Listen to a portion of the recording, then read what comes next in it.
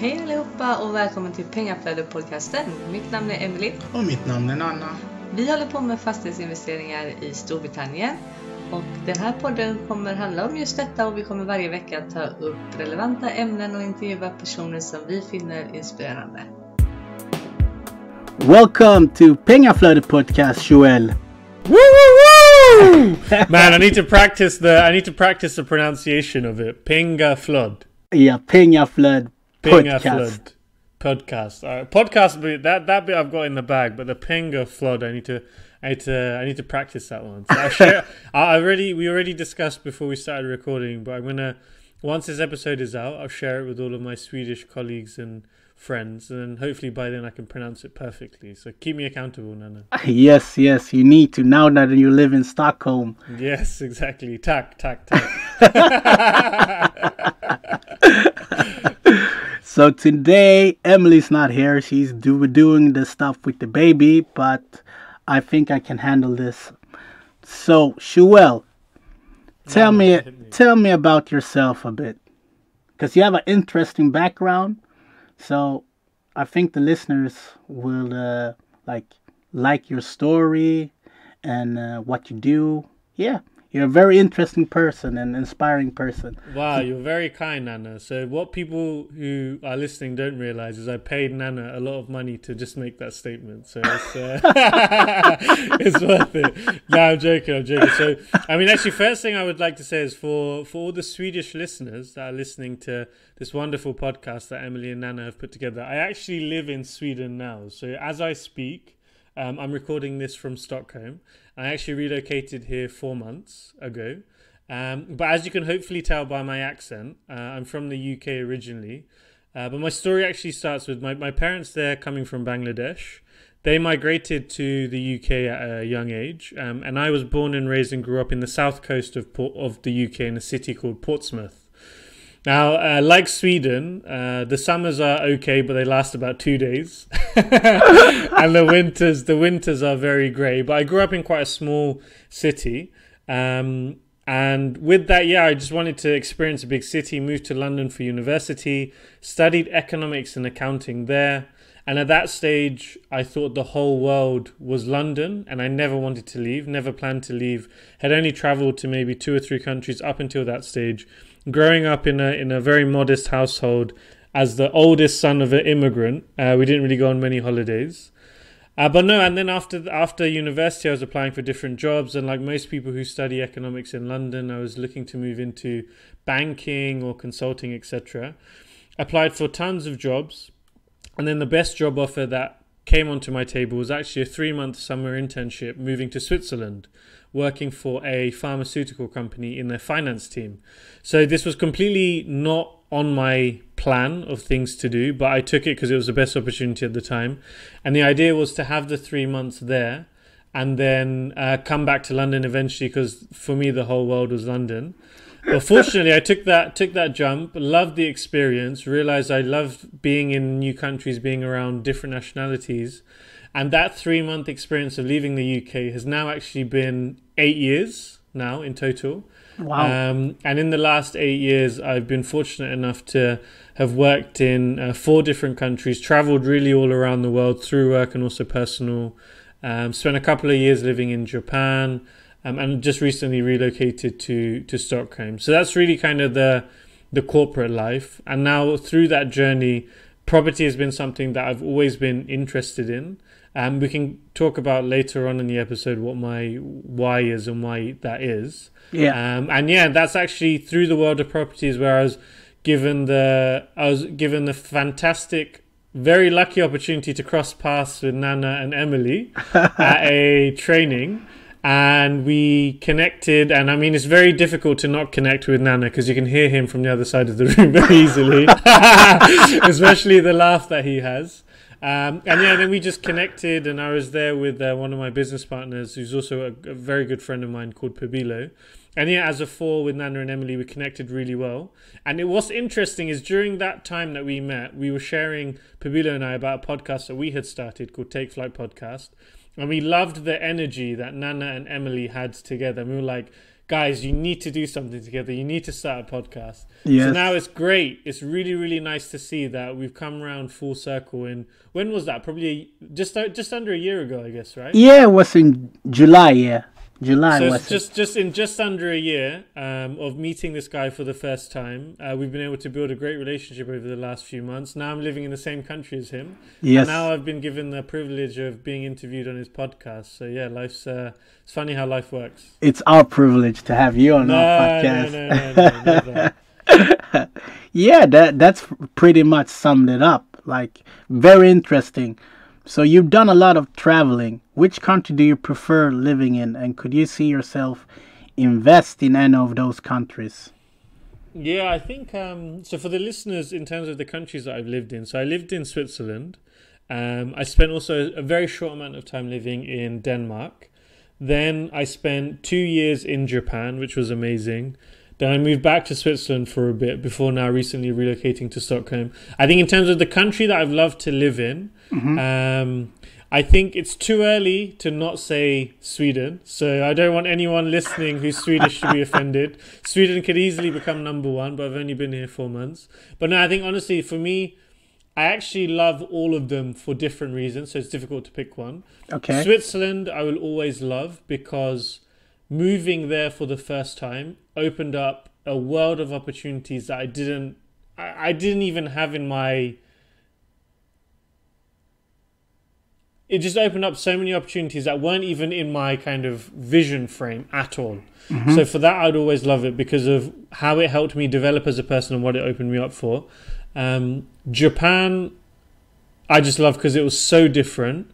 And in Japan, I made some really, really, really good friends that I know for sure that I'm going to continue being friends with them for the rest of my life. And all the friends I had in Europe, a lot of my best friends, they came to visit me in Japan, and I was able to bring my younger brothers over, so I share those experiences with them.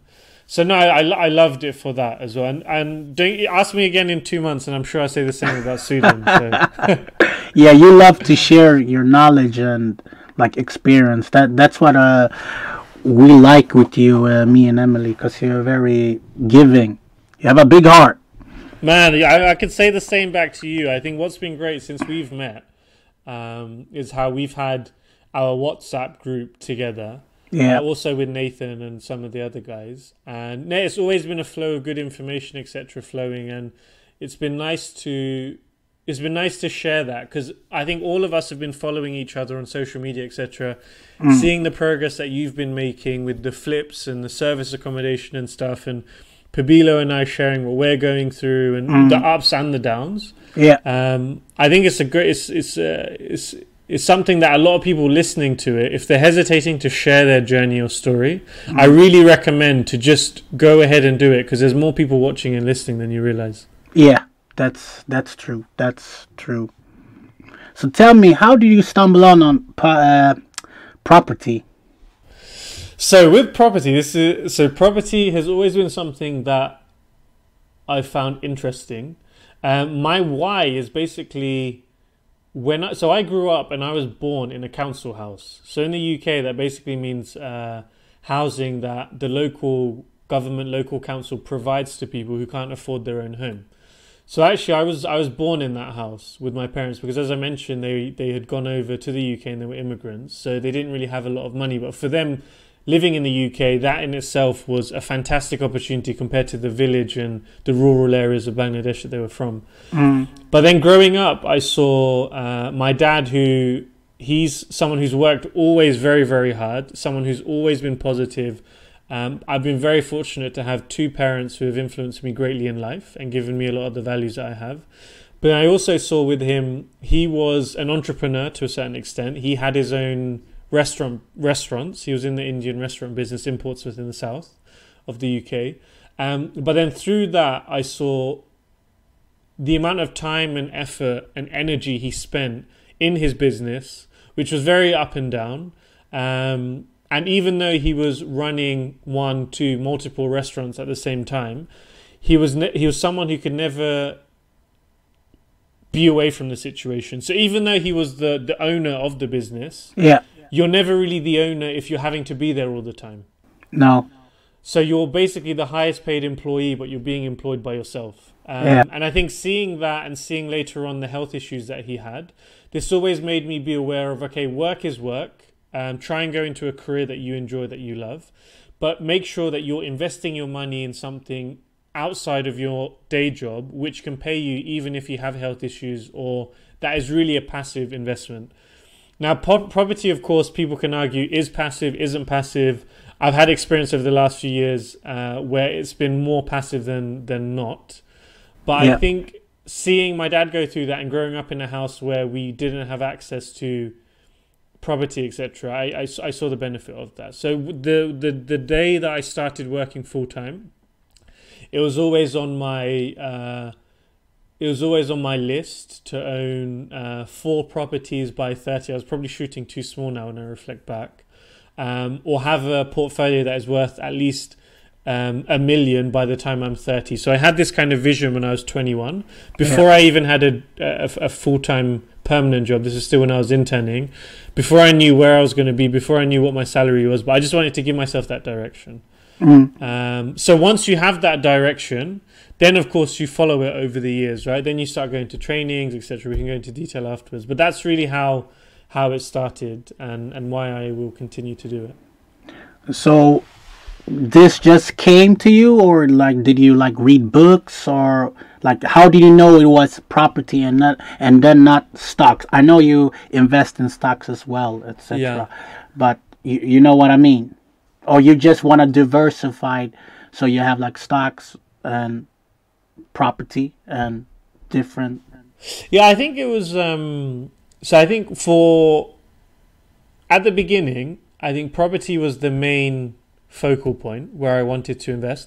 Why was it property versus the other things? I think what I love about property, and people say this, is just I love the fact that it's just real, it's physical, and I can see it. Now, of course, you can get better returns with stocks. If someone had invested in Tesla X amount of years, it would have been like an unbelievable amount.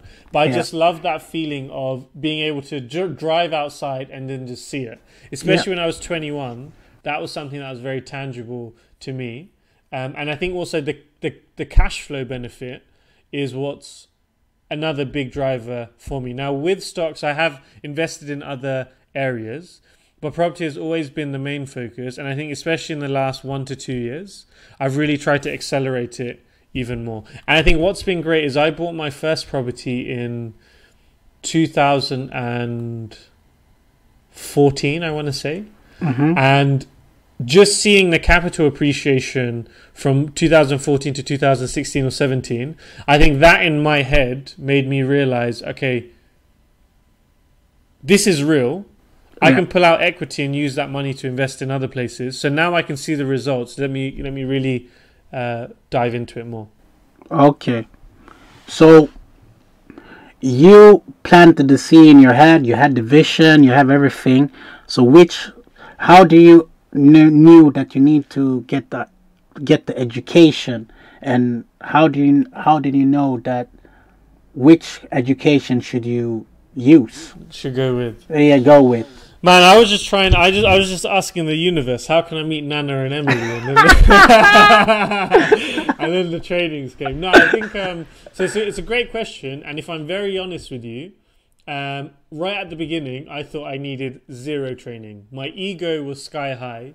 I had just finished university, just started a job, by complete fluke, finished a 3-month summer internship, and at the end, they gave me an amazing contract offer for a job, and I said yes before they changed their mind, and then I was just on just the ego was sky high. I was traveling, spending money on stuff that I shouldn't have been spending money on, and I genuinely thought that I didn't need any education. And it was just a case of me finding a property, making an offer, buying it, and then I'll figure everything out myself. Yeah, but you were young, so I mean, you're still young. For the listeners, I'm actually 18 years old. I'm joking. I'm 29 now. But no. So I bought my first one in 2014, and then I waited a couple more years. Then it took me 2017 to buy the second one. So that was already a big gap. So I'm working. It took 2 years to get the first one, 3 years to get the next one after that. But I would say probably in the last 2 years, when I started to meet people and really actively try to learn more about property, listening to podcasts more and realizing, wow, there's actually so many people out there that are doing so much more in the property space with way less capital compared to what I thought I had. And these guys and girls are completely flying with it. So let me put my ego to one side and realize that, wow, there's a lot of people doing great things. Let me be a student of the game, assume that I know nothing, and then build back from there. And I think having that assumption with myself really helped. And then going to these property events for the first time, I think I went to my first event probably a year and a half ago, I think. So really not that long ago. Okay. And since then, getting plugged into that network, going to these events, and it's had a transformative effect in terms of my portfolio, cash flow, the deals that I'm looking at, the network that I have, the fact that we've been able to meet and we're doing something like this. Yes. It's been exponential. So the only thing that I would recommend for anyone that's listening is invest in your education a lot earlier. Of course, doing it yourself, you'll learn a lot. And I did learn a lot. I made a lot of mistakes. But really investing in that education is important. Yeah, definitely. I agree. I do. I mean, actually, on that question for you, Nana, how long have yourself and Emily been really kind of into the train? Like, when was the first training event you went to, and how long has it been since then? So, like, we did, like, the company we use. So you go on a 3-hour seminar. Yeah. And then after the 3-hour seminar, they want you to, of course, buy the 3-day course. So I bought that, but I wanted to take my mate, but my mate was like, nah, I'm not so into it. So, and we have just got Celine, so I was like, okay, I'll call Emily. I'll say, I got your push present. We're going to Stockholm on a 3-day course, property. And she was like, okay. And the day before, she was like, okay, I don't know if they're bluffing, because she looked at YouTube, and if you go on YouTube, you're always gonna find crap somewhere. We did it, and then we bought the mentorship, and that mentorship is like 2 years. So we bought it, the mentorship, August 2018. Set up the company in January last year. So during that time, we had like webinars and talking with your mentor, etc. So then we have taken some more courses, like in the summer when we met you, and we did some on another course in when was it? In November, commercial. So, because I'm really into that stuff. Yeah, I know, and I know you're gonna do, and I know.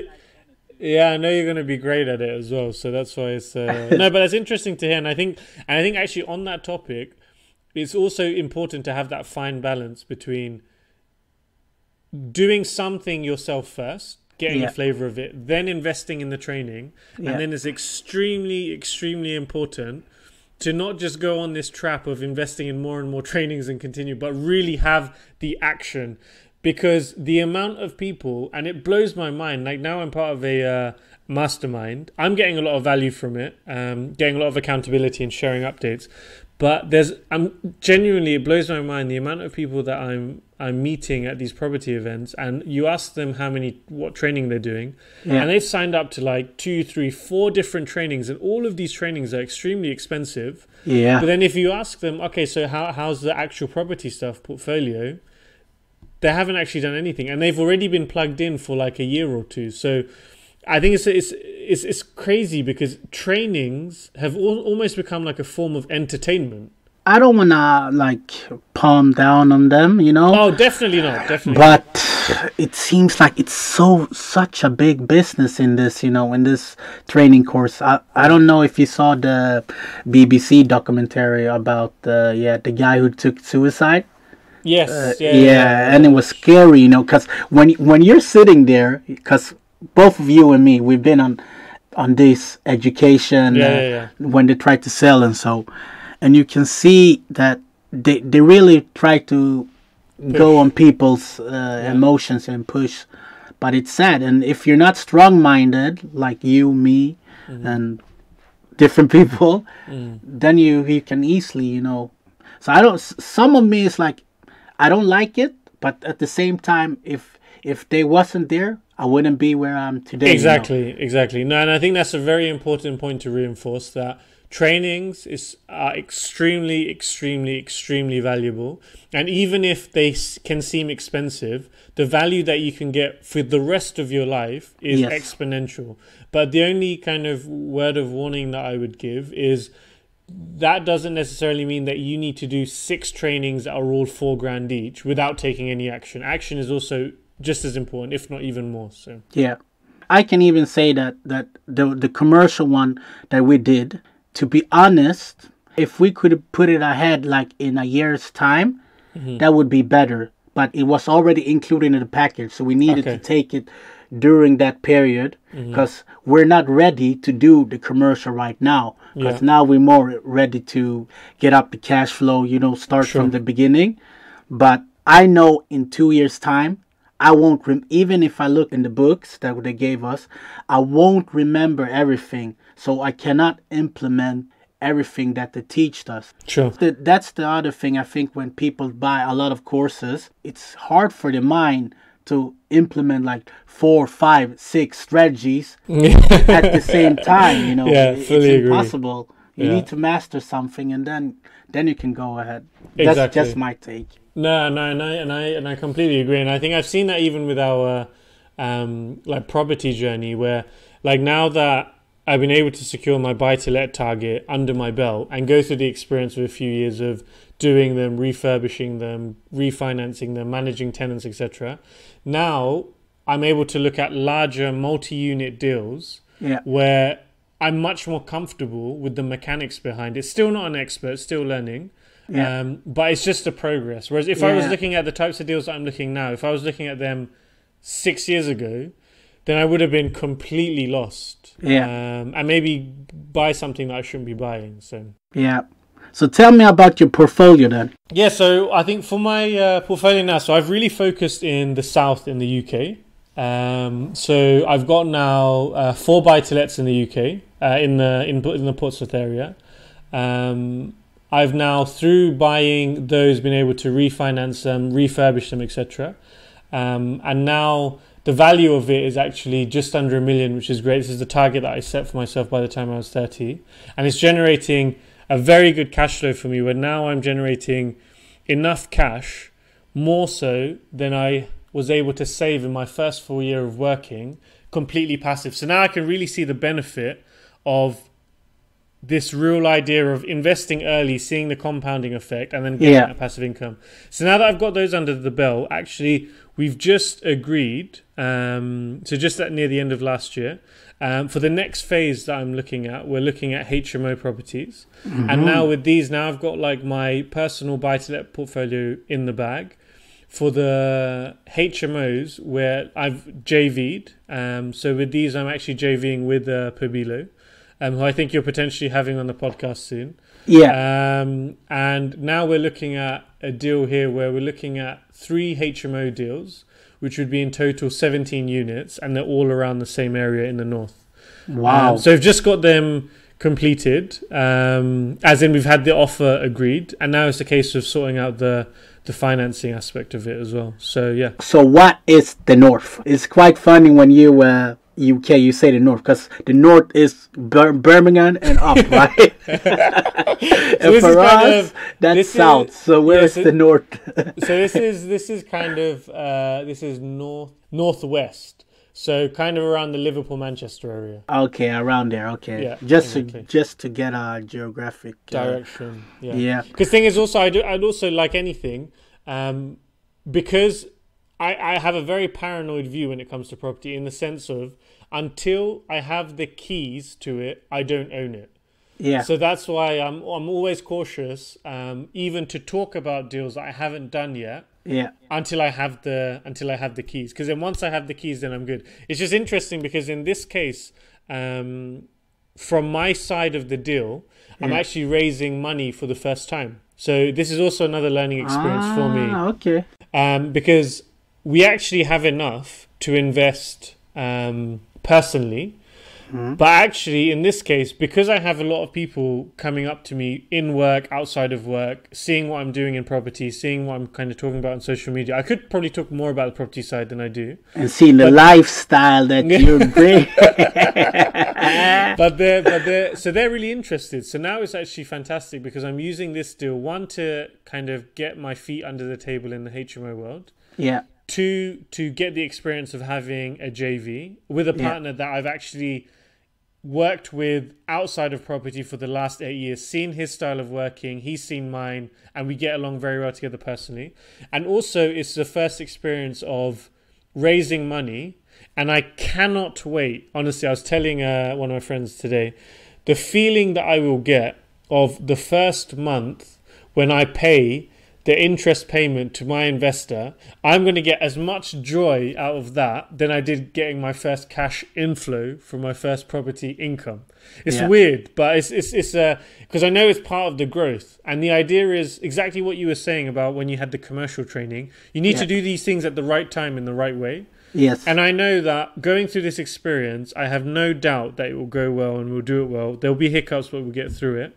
But I'm excited already for what's going to come next, because that's when we're going to be able to look at larger deals. We have people already wanting to invest with us, and this is the bit that I'm really excited about. But yeah, trying to jump over each hurdle as it comes now.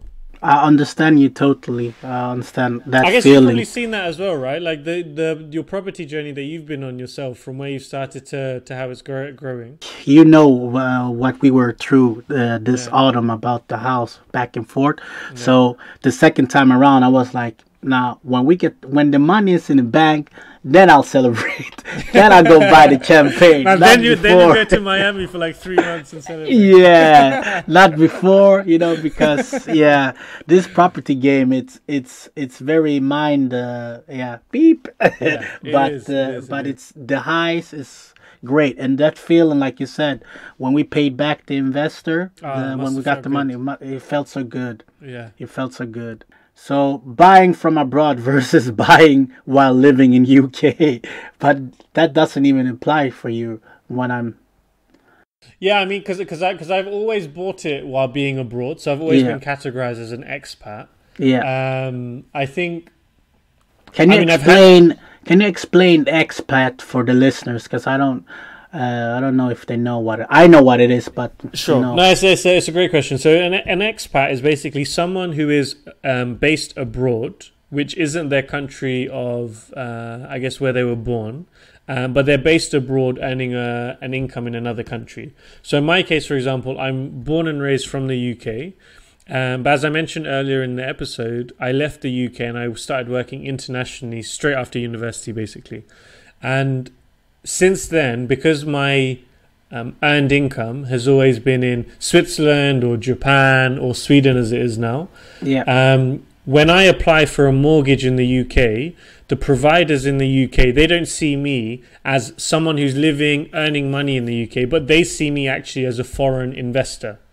Even though I'm a British citizen, I still file my taxes in the UK for the properties I have. I'm still doing everything like that. But because my main earned income that I'm showing to the lenders when they're providing financing to my deals is a different currency, they still regard me as an expat, which is an expatriate, so someone who's based abroad, basically. So do you still have social security number, etc., or is that wiped out? Yes, I still have my social security number and everything. And I think what's important is over the years, I've still kept a documented connection to the UK, in the sense that I have direct debits that have been running since I was at college. I have a registered address, for example, in the UK. As I mentioned, the taxes, etc., I've been filing every year through my accountant. So, I mean, it does bring its challenges. But I think what's very, very, very, very, very, very, very important is to have the right power team. So have a good broker, have a good accountant, have a good solicitor, people who can fully understand your situation, that can give you the best advice and best service possible. That's super, super important, because trying to do it abroad directly with a lender, directly with the bank, it's a lot of back and forth. So all of these that you mentioned, the solicitor, the broker, the accountant, I think that was, yeah. How did you meet? Was it through referrals, or was it through the property education that you got, or how was it? So I think that's one of the main reasons why I focused my initial investment area in the area where I grew up, because I'm familiar with the area, so I know which areas people want to live in. Then building on that, because I've grown up, gone to school, college there, I have friends that have now become qualified accountants. And for example, my broker actually isn't from the area, but my broker got recommended to me through another friend who went through multiple property deals, and he said, David Locke, in case anyone's wondering, absolute legend of a man. He got introduced to me from a friend, and then with him, it's been amazing. And he's actually not even based in the south. Solicitor is more of a local connection. A friend that I went to school with became a qualified conveyancing solicitor. She joined a firm, and I've used that firm since. So so the power team is the most important thing for you, right? Yeah, I think so. So like in terms of looking at it in the sense of what kind of systems and how can you make it easier for yourself, it's really built around the power team. So it goes beyond what I've just mentioned about the solicitor, the broker, and the accountant. Having a very good builder on the ground, again, helps massively. For me, for my personal portfolio that I've invested in myself, I have also my brother there in my hometown. So whenever a significant issue comes up, he can go and deal directly with the tenants. I have friends from school who became estate agents who, when they have a good deal, they share it with me. Wow. They also help to find a tenant for me as well, because sometimes I can't be bothered to go through the process myself. And now that I've got a multiple unit portfolio, now I'm looking to potentially give all of it to an agent that I can trust, and rather than relying on my brother. So just to summarize, I think having that power team of the services that we mentioned, as well as a tradesman, very important. Having someone on the ground, whether it's a family or friend or an agent that you trust, that can go to visit the properties with a phone call, is very important. And yeah, I think without these, honestly, it would be impossible for me. Now I could be, like the other day I was in Miami for New Year's Eve, having a great holiday with my friends. Yeah, I saw that. Man, you had a great time in Miami as well. So I mean, I had a great time there on holiday. The tenant texted my brother saying there was an issue. My brother texted me. I text the builder. And then just through a few texts, everything was resolved. And that was me on the other side of the world without having to even call anyone. How was that feeling? Or you didn't think about it because you were like in the party mode, but you know what I mean? I think so. Probably now, which isn't good to say, is now I've probably become accustomed to it. And maybe I should take a step back and reflect, thinking, wow, I should be grateful for this. But I remember the first time that happened, in a few clicks, it felt great. And when it got to the stage where a deal that I've just recently closed now in Portsmouth, my brother actually went to view it for me, and he took videos and everything, and I could just see everything. It was as if I was physically there, but he was sending me all the pictures, the content, etc. And I could have a real conversation with the agent about what we think should be included in the negotiation, because this needs to be fixed, etc. During those moments, that's when you really realize, like, wow, actually this is something which took 6, 7, 8 years to build. So it takes time, and through that, also just for the listeners to be aware, through that you go through the process of meeting builders who are unreliable. You go through the process of tenants who are causing you a massive headache. I had a tenant who, on paper, reference check, everything came by completely fine. Then she ended up becoming me realizing that she's a drug addict. And not only was she a drug addict, she was selling drugs within the property with dealers from another city, to the point where the dealers came into the property. The police had been scoping out the property for a while, and they came and did a drug bust and knocked down the front door. Wow. So it sounds like the system, power team, everything is super easy. This took years of going through those moments, ups and downs, and figuring out what works best. And there's still going to be even more issues like that. It's part of the game. Nana, you know that as well, more than others as well. But it's just important that as long as you know long term what you're working towards, then it's part of the process. Yeah, definitely. So are there different criteria for expat depending on which country you live in? Have you felt that? Like, let's say when you lived in Japan, was it different from when you lived in Switzerland, or was it the same? So my feeling is actually, I don't think there has been a difference. The only difference is it's kind of very small things. Like, for example, when I was sharing my Japanese payslips, obviously everything's in Japanese. So my broker had no clue what was going on. My solicitor didn't have any clue. And then, of course, the lender didn't have any clue. So I needed to make sure every document that I shared, I had a translator translate everything for me so I can give an English dual document at the same time. So apart from those small things like that, other than that, I personally don't think the lender looked at me any different. I think the only thing that they will look at, and it's the same whether you're in the UK or outside of the UK, is how much are you earning? How much is that in the equivalent in pounds? And then how much do you have cash flow from other sources? If all of that is still at a healthy level, then I don't think they care if you're getting paid in yen or Swedish crown or Chinese yen or whatever the currency in any country. I think as long as in absolute terms, it's something that can be a sustainable level of income that they can give financing for, and the deal makes sense, then I think they're fine. I haven't noticed any difference. But actually, how has your experience been, Nana, looking into the UK compared to what you've heard of other people investing in other countries? Have you had any differences? Or I've just heard about the US market, that it's quite difficult to get like a mortgage. But then now, 2 years later, they've seen that they have updated some products for foreigners. in the US? In the US. So, because before UK, I was very much looking into the US, but Emily was like, no, it's too far. And yeah, I do agree. Like you said, you can go to UK like 1 hour, 2 hours flight, you're there. If you're going to US, the time difference, the flight, everything. The only thing that I can say is when we always send over stuff, they want us to get it from a solicitor here in Sweden. Sure. So like they put that stamp that it is us and we live on that address and etc. etc. So that's the only thing. So even with that, if I'm dealing with so for example, the deal that I'm looking at now, there's a commercial aspect to it. Mm-hmm. And because of that, we needed to go with a different solicitor.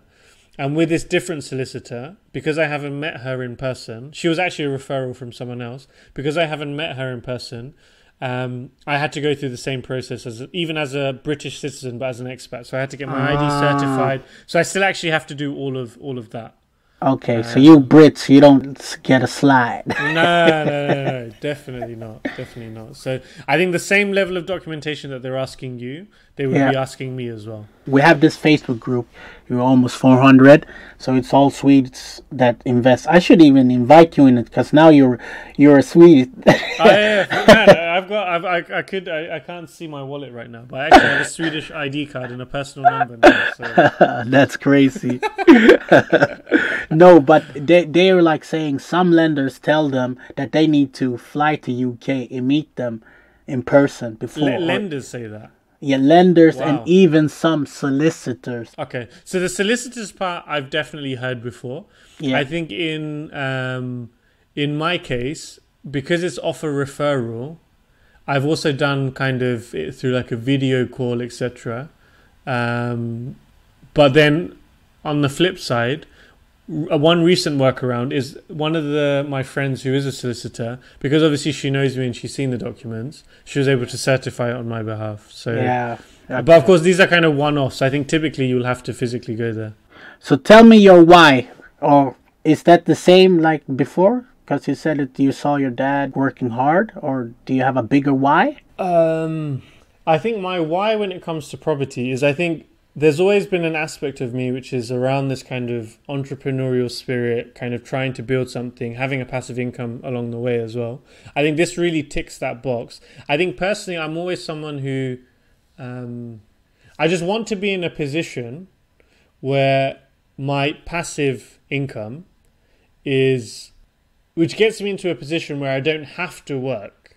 Because I think being in that position where you don't have to work is powerful. Because at the moment, I love my job. Yeah. I've been given lots of great opportunities, and there's actually rarely any complaints. Whenever I've wanted something, they've given it to me. And I'm very fortunate to be in that position. But I know, and I've seen, things can change very quickly.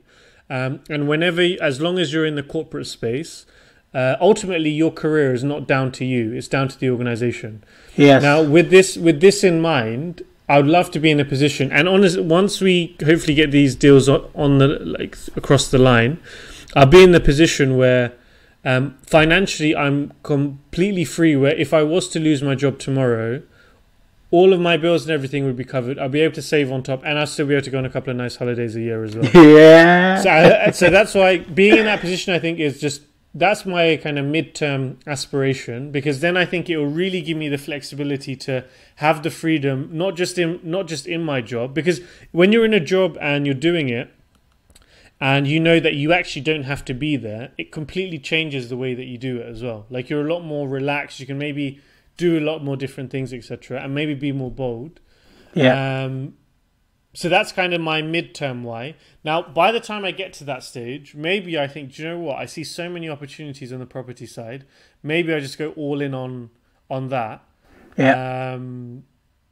But still try and extract everything from this corporate experience that I can, while I can see kind of some sort of runway. So in a very short way, if I was to answer your question, what is my why? My why is to be financially free, where I can really not have to work anymore. Yeah. And I'm doing it because I love my job, which at the moment I'm in that position. Yeah. And then long term, yeah, just to keep growing, man. Just to keep just maximizing whatever I can, and just seeing what my dad, what he had to put in, what he had to sacrifice, to unfortunately impact his health later on. I don't want to be in that position. So ideally I want to be 40, 50, in my 50s, where I can really spend a lot of time with my kids, quality time, be healthy. And yeah, that's it, I guess. You're a speaker, right? Yeah, you are. You're a speaker. Why you like that? Do you like that part of being a speaker? Yeah. So honestly, it's interesting. So I moved to Switzerland when I was in 2012 now, and during that 2012 to 2014, 15, I did go to some schools in my local area to speak a bit about my experience, the fact that I left my small hometown to go to a big city and then have this kind of international career. But unfortunately, when I went to Japan, it kind of stopped a bit, because as you can imagine, I can't really go to Japanese schools and speak much. Even though my Japanese was very basic, it's not enough to really inspire people. But that was one of the factors of coming back to Europe, is to really build on the experiences that I've had in work and outside of work, and to share that with more people. And I think that's really something that's developed in the last year and a half, where I've been invited to speak at more schools, which has led to me being invited to speak at corporate events, which has now actually ended up me being invited to be a TEDx speaker later in the year. Wow. Which I'm super, super excited about in Switzerland. So yeah, I really love that aspect. And I think that really stems from when I was growing up, being the oldest child of immigrants who hadn't been to university, etc. before. I didn't really know what path to go down. All my parents could tell me is be a doctor, be a lawyer, very traditional Indian parents. Yeah. And they couldn't tell me even to which university to go to. They just said, go to university, go to either Oxford or Cambridge. Other than that, they've got no clue. So they put some very important values in me in terms of hard work, staying positive, not dwelling on the negative, staying around good people, all of these values. But everything else, I didn't really have that guidance. So now I'm in this position over the last few years where I've been able to experience a few things. This is why it's really important for me to try to share that along the way, through social media, through the podcast that I was able to start with some friends, through kind of speaking wherever they give me the opportunity to speak. Yeah. And that's something that I hope to continue to develop and get better at over the years as well. Basically, your why is your future plans as well, or do you have some what's more? the plan for the future? So do you have some more to add? Do you know what? I'm going to put it out there, right? Yeah, I put it out. When I was 21, I set myself this goal to have like a 7-figure portfolio by the time I'm 30, and like 6 different streams of income, etc. And then now that I've actually, hopefully this month, I will achieve that before I turn 30. Before I turn 30, what I was now reflecting about is, it was great for me to give that direction when I didn't really know what the path was, but how could things have been different if I did a Grant Cardone and just 10x'd it? So if I was 21 and I sat down and I said, okay, actually I want to have a 8-figure portfolio, I want to have 10 million portfolio by the time I'm 30, how would that have made me think different and do things differently over the last 8-9 years after I made that goal? So now for the next phase that I'm entering, I want to be really big. So maybe by 30, I will. By the time I'm 40, I want to, actually, no, 40, I'm going to say 35. By the time I'm 35, I'm going to shoot for 500 units. I want to have a portfolio that is 9 figures. And through that journey, I want to ensure that I can help as many students or young people as possible. So what I haven't mentioned, but very quickly, is through my work at the company that I'm working in, I created my own work experience program where we give work experience opportunities for students from underprivileged parts of the world. And since 2014, when I created that initiative, we've helped 40 kids around the world have their first taste of corporate international life at a very young age. And actually this year, at the end of the month, we're having a Pupils to Professionals Day globally in my company. And we will hopefully have 10 countries that are doing this initiative at the same time. And hopefully having a video conference with the CEO of our global company. So it's really cool. And that will make it 100 students that I've been able to impact before the age of 30. Of course, through the support of some amazing people that I've met along the way. But now my target would be by 35 to help 10,000 students. Boom, there you go. Boom. Let's see if we can make it we need to record it, a new podcast when you're 35. Yeah, I think in 6 years' time. And what's important about this is the goal that I set at 21, by God's grace, I was able to achieve it by 30. But then the goal that I'm setting now for 35, even if I don't achieve it, that's not even the point. The point is, if I'm shooting for something a lot bigger, if I end up somewhere even a third of that, then I've achieved way more than I would have done if I tried to play safe with my aspirations. So. Exactly. So tell me about your hobbies. Hobbies? Yeah, besides traveling. I know you love traveling. My hobbies, man. So I mean I love traveling. That's something that I think you know and that you've probably seen. Yeah. I think a hobby of mine, I really love wow, man. So I love actually the idea of staying fit and healthy. So I try to exercise at least 5-6 times a week. My challenge is that I eat a lot of food. So sometimes I'm just keeping everything net to zero rather than staying in the healthy direction. But no, overall good. I've also been able to run marathons. So once every year since 2014, I gave myself the challenge of running 1 full marathon a year in a different country. So trying to tie it with my traveling hobby. And now I've done 5 or 6 marathons, which has been really cool. Really love reading, love socializing. So I'm someone that one of the reasons why I love moving to new countries is really opening my world up to new friends and new people. This is why I love the fact that we've been able to meet at that training and we've been able to stay in touch. That's something that really keeps me going. Have you always been that way, or is that something you learned when you moved to London and then you was like, okay, I want to explore, and when you moved to Switzerland then you were like, okay, I like this? Because when you're moving somewhere, you always get this like challenge. You need to get out of your comfort zone. Yeah. You know what I mean? Yeah. I think the social side of things, I got that a lot from my dad, actually, because he was the fact that he had his own restaurants and he always used to work front of house. So he was the kind of the main, he would be the guy kind of greeting everyone in the restaurant. He would always have great relationships with people. So I think seeing him do that naturally rubbed off on me. And I think moving from my hometown to London, where I didn't know anyone, to then Switzerland, where I didn't know anyone, to then Denmark, to Japan, Sweden, all the other places, traveling on my own many times as well. When you continuously push yourself in those environments, then it's just a form of survival, because if you don't make friends with people, you're going to be super bored and lonely. So you just kind of have to do it. And I think the first time I did it from Portsmouth to London, it made me realize, oh, actually, you know what? I can actually move to a different city in the UK and do it. Then moving to Switzerland made me realize I can move to a different country. And having those two experiences, now I have confidence in myself that if I had to move to Iceland or Ghana or Bangladesh tomorrow, yeah. I'll be able to figure it out somehow as well. They love you in Ghana. Man, I'd love them. So yeah, but actually, I was just reflecting. There's probably just very quickly on that, the why question. Yeah, I think another big motivation for me is probably one of the biggest failures that I've had, and this was when I moved to London for university. So I think, as I mentioned, my parents were quite demanding parents. They were very restrictive on me growing up. They didn't want me to hang out with the bad crowd at school, etc.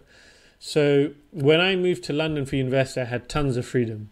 And this tons of freedom meant zero studying and 400% partying and doing stuff that I shouldn't have been doing. In London town as well. Exactly, in a big city. So you can imagine if you do that for 12 months, zero studying, more on the other stuff, what will happen? Of course, you fail. So I failed my first year of uni, and they actually said to me, Sure, you failed so bad that you can't pass on to the next year. So all of my friends that I made moved on, and you have to retake the 3 modules that you failed. And if you fail again, then we'll have to potentially kick you out. Whoa. Now, during that year, I was applying for different jobs. And again, as I mentioned earlier in the episode, I was doing economics and accounting. I wanted to go into banking, all of this stuff, right? I was applying for different jobs. Every single job said no, because no one wants to hire a first-year failure from university who doesn't have any relevant work experience and just hasn't really proven themselves. So the best job that I could get that year was to sell suits in Ted Baker in Regent Street in London, which is actually a great store. But then, of course, it's quite humbling where you want to have this corporate high-flying life, etc. But then on the flip side, the only job that you can get is a retail job, which respectively you don't need any qualifications to do at all. Yeah. So that was a very, very humbling year for me. And it was a year where, to be fully transparent, I had lots of anxiety. I started to doubt myself a lot because up until that stage, I was one of those fortunate kids that was able to pick things up quite well in class and get good grades. But now suddenly, without my parents forcing that onto me, I was completely on a different path. So yeah, a lot of doubt, a lot of thinking, is this really right? Seeing all of my friends progress, whereas I had to stay back, was also quite challenging. And then on the flip side, I'm doing a job which I would never have chosen to do this job. Yeah. But through that, I learned some amazing skills selling suits. So again, building on that relationship. That's why you have so many suits. Man, they offered me a great discount. They offered me 75% discount back in those days, which is a lot, because a suit back then was like 500, 600, 700 pound, and you can get 75% discount. So at least I was looking good, which was good. At least I thought I did anyway. But that job, it helped build the social skills, which was really important. But then it also made me realize that, Shuwel, you've got the skills, but if you don't focus on things, then you could potentially this up. Yeah. So that's why since then, after that year, thank God I passed those 3 units, and then I was able to move on. And since then, this is why I'm so driven to do everything that I do across everything that I do as best as I can, because I've seen what happens when I drop the ball, and I've tasted that. And I've tasted the feeling of trying to do things and people saying, nah, we can't give you this, or trying to do that and people doubting you, your friends and family looking at you slightly different, because now it's like, we're not sure you're that guy. Yeah.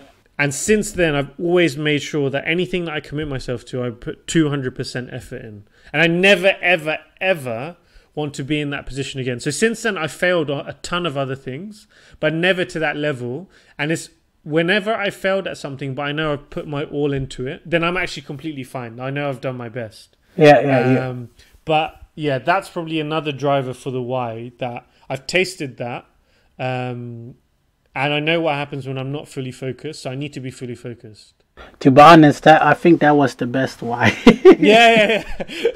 I can't believe I forgot that. I was looking at the list and I was like, oh, because whenever people say, so what's kind of the big driver for you, or what's been your biggest lesson, biggest failure, that is by far the biggest. Yeah, definitely. Sorry, it took like 50 minutes to get out. We saved the best for the last. Oh, okay, so favorite films and series and books. Series. If you even look at that. I've stopped, to be honest. I think my favorite film is probably very cliche, but The Godfather. Very, very cliche. But I just love that film. Part 1 then. Which part? 1, 2, 3. Oh, Godfather 1. 1, yeah, Godfather okay. 1, yeah. Then I'll do this part very quickly. TV series, which one do I love? Game of Thrones, very standard. Yeah. House of Cards, standard again. Suits. Man, when I started working full time and I started to watch Suits, Harvey Specter was my idol. That's why you bought so many suits, mate. there, right? I literally, it's so sad thinking about it. But I used to watch episodes of Suits, and then the next day I'll go into the office, and I'm walking into the office, and I feel pumped. It's funny, man, but it's part of the process. And in terms of books, there's tons of books I can definitely recommend. But I think the ones that always jump at me are Principles by Ray Dalio. I'm looking at my bookshelf while I say this. Atomic Habits by James Clear. Give and Take by Adam Grant, and Crushing It by Gary Vaynerchuk. These are four that I can think of. Fair enough. What's your actually on that one? What's your what would be your favorite film, favorite TV series, and favorite book? Favorite film All time. So action and all of this. I think I would say like Dark Knight.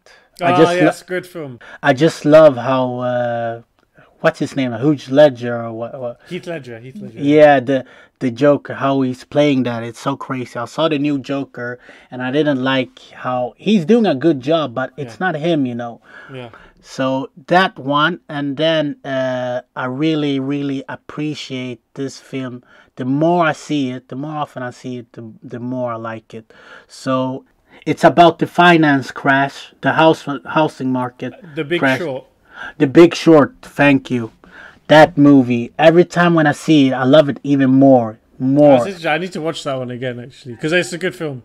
I don't know if it's because now we're in the property game. Yeah. So you really like you really like, you know, dive into it, like the dialogues and all of this, you know. And series, I don't know. I think Breaking Bad, the first and second season, I liked it. Books, that's a tough one. So I know this is gonna be a bit controversial, but as a property book, Donald Trump's, I don't know what's the name the Art of the Deal. The Art of the Deal. Okay. I haven't read this, but I've been told it's actually quite good. It's really good. He thinks about the little stuff, you know. And then what book else? Rich Dad Poor Dad. Yes, Open. that's a classic. Classic. And then the E-Myth. E-Myth as well. I don't know if you've read that. No, I haven't read that one. But make a note of that. Yeah, E-Myth. Yeah. That's what I have at the top of my head. Now I'm listening. Then I've listened to a lot of audibles, so I haven't read them. I've listened. And now I'm listening to this Total Recall. Everyone said this book is great, and I'm mid through it, and it's really good. Okay, I'll check it out. Total Recall. Total Recall. I think one book that I'm reading at the moment is it's a negotiation book, which is actually very useful because now obviously. Sorry for cutting you off. 4 hours work week as well. Bam. Yeah. That that's book. Yeah. Go again. Sorry. Yes, it's a negotiation book that I'm reading. I can't remember the name of it. But it's actually very useful, especially for people in the property game. If they don't feel so comfortable negotiating, then it's actually a good reference point to read through, especially because at the moment, Never Split the Difference. That's what it's called. Never Split the that Difference. one. Yeah, I have that on my wish Audible. list. Okay, it's that's a good one actually. And something that I didn't mention, I'm actually doing rent to rent with my brother. Yeah. Which is also kind of another strategy. But this one is really, I'm more of the silent partner in this and more helping him develop his skills and get into the property game and build some cash flow on the side. And actually having this book, Never Split the Difference, is really helping us together negotiate with the estate agents and the prospective landlords as well. So for those in the, it's really useful and very practical. I'll definitely listen to it. I have one more that I'd come top of my head. Who inspire you? Who inspires me? I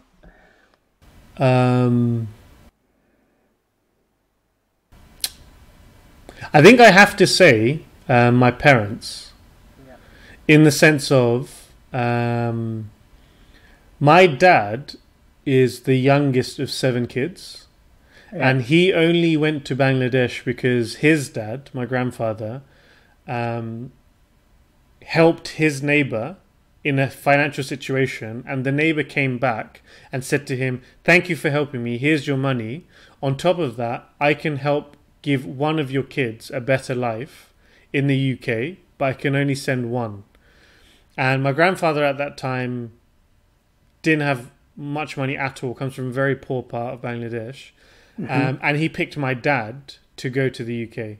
And my dad was only 13, didn't speak a word of English. Imagine he's from a very rural part of Bangladesh to then suddenly be put into an area in the UK back in the 60s would have been full of white people, no foreigners at all. Doesn't speak the language, doesn't have his family around. But he was able to, from the back of that, not only survive, but build an environment for me to be given the opportunities that I have been given, which again, in relative terms in the UK, I actually come from quite a deprived part of the UK. Yeah. But in relative terms, compared to what he had in Bangladesh, was a lot. And now with the opportunities that I've been given and the opportunities that I'm making now for myself, it would be a complete waste of the sacrifices he had to go through and the sacrifices that my grandfather had to go through for him if I don't make the most for it. So I think that's really my biggest inspiration, because there's no point in me complaining about an estate agent not picking up my call or if the tenant's not paying, because these compared to the issues of being 13 years old in a country where I don't speak a language and I don't know anyone, that's a much bigger challenge to face. That's what you call a real challenge. So for me, that's really my biggest. And my mum has always been like a strong foundation in our household. So definitely I have to give it up to you. That's a great drive. Yeah. And that's why I think I like you, because you're always humble, you always see the bigger picture. It's easy to see that tunnel vision, when you're into something and they're like, oh, they're not picking up, they're not, these are slacking and blah, blah, blah. But sometimes you just need to take a step back. Exactly. And sometimes you even need to take a step back and a step back to really look at, okay, the grand scheme of things. How did I get here? Yeah. What are the sacrifices that people have made for me to be here? Yeah. And then once you, and I honestly think this is for everyone, once you realize everything else that has had to come in place for you to be in the position that you're in now, for you to not make the most out of it, you're not only disrespecting yourself, you're disrespecting tons of other people in the background. Yeah. So yeah. Definitely. Who's actually, Nana, on that one, who's your inspiration? I'm curious. Whew. So, for me, that's a hard one. When I was younger, my brother was my inspiration. Yeah. So I'm not bashing him now or something, but since I'm grown up, my dad was it, because it's not the same background like your parents, But he moved from Ghana to Sweden alone, left my mom with my bigger brother, and he had to work and before they came, etc. He's always been hard on me, He passed away, but he always told me when I was young that, let's say if you have a failure, if you're not picking it up, who is going to do it for you? You know what I mean? It's only you that can decide your destiny. It doesn't matter if you cry, etc. It doesn't make it better. He told me this when I was like maybe 6-7 years old. Yeah, powerful though. Yeah, and it's true, it's true. But that always stuck with me, So I always, when I had failure, I was like, okay, yeah, it doesn't matter. If I cry, it doesn't make things better. I need to do it. I need to conquer my fears, So, yet today, every time when I'm going through challenges, I always think about that. Like, okay, if I'm not calling the estate agent, if I'm not going to train, if I don't go to work, who's gonna pay the bills? Who's gonna do this? Who, So that's always been. So I have to say, my dad is my inspiration because he been hard. He always been hard, but fair. You know? Because life ain't easy, It really isn't, man. And I think it's getting those messages.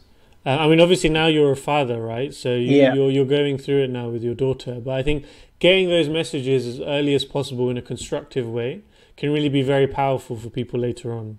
And clearly you're a great example of that. So shout out to Nana's pops. Rest in peace. I'm sure he's looking down very, very happy. But actually, and in terms of, because I was thinking also now, if you were to pick a mentor who's kind of like a business person or celebrity or something like that, do you have one? That's a celebrity. Or like someone who's famous, basically. There's a guy, that we might do some business with in the future. He's the person. Yeah, he is where me and Emily wants to be in some years. So he invests in different countries. He invests in Portugal, in Spain, in US, in UK, and so that's what we want to do. We want to do like a portfolio that's all over the world. Sure. And beside that, like we have the stocks, we have the treasure bills that we have in Ghana, etc. So diversity. So we just want to follow him. So I think the next step for us, when we've done got up the cash flow, you said like the security and everything, and starting to do a little bigger stuff, it's like maybe to have him as a mentor, because you can have him as a mentor if you like. But he's already, in a way, mentored me. Sure. I know people say, maybe Rob Moore, Mark Homer, Grant Cardone, and all of them. But I think I really want to be with someone who's close. Sure. Because this guy he's very like a family orientated, and I'm very family orientated. I don't know when you get kids, because you already have a big heart, But I think when you get kids, you will have a even bigger heart, because you seem that type of person. So yeah, Cardone would be too much for me, I think. Fair enough. 10x here, 10x. Yeah, he's a bit. I mean, don't get me wrong. What I love about his messaging is the fact that he just makes you think bigger. Just that one message alone is extremely, extremely powerful. But no, I think it's good that in this case you find someone who you see as an inspiration, but there's someone who's touching distance from you, and there's someone who can really guide you along a path that they've gone down. Yeah. So, do you have a mentor in sight? I was thinking. So when I initially asked the question, I was thinking, who would I answer? I'd probably put someone like Elon Musk. Yeah. Okay. But of course, he's very far away. He's not touching distance. So I'll just say Elon Musk and Drake, and I'll just drop it there. Why Drake? Because Drake is a mastermind with the music. Nana, you need to understand who you're talking to, bro. I know you missed the Drake. I know my friend would go along so great. I know a lot of brown people, especially brown guys, say that they love Drake, blah blah blah. But when I tell you, Nana, that I am Drake's #1 fan, I know in the next decade that I'm about to enter, I will meet this man, not only will I meet him, we will become friends. And then I can listen to his music before everyone else does in the next decade. I can already envision it. You heard it first here. But yeah, let's see how it goes. No, man, I've really enjoyed the convo, bro. Really, really appreciate it. Thank you so much for your time. Thank you. And where can people find you if they want to see your extravaganza lifestyle? Nana is too kind. So if anyone has actually taken the time and energy to listen to this interview up until this stage, first of all, I want to give a massive thank you to you. I really appreciate your honesty. What Nana and Emily are building here is amazing. And when we first met, I mentioned it very early on in the podcast, when we first met, my friend and I saw the energy that Nana and Emily have, and we were like, you guys need to start a podcast. You need to put some content together where you're sharing it, because you've got amazing energy, you're going through the journey.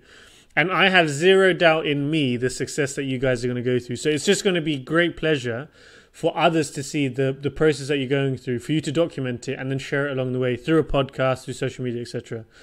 So now to be here to be given the honor of being interviewed by Nana himself. It's really been a pleasure for me. So yeah, if anyone wants to stay in contact, so you can find me on Instagram. It's at Shuwel, SHUWEL 1. I actually also have my own podcast with 3 of my friends. It's called Take Flight Podcast. You can find us on the Instagram page. It's also in the link in bio on my Instagram. You can find me on Facebook and LinkedIn.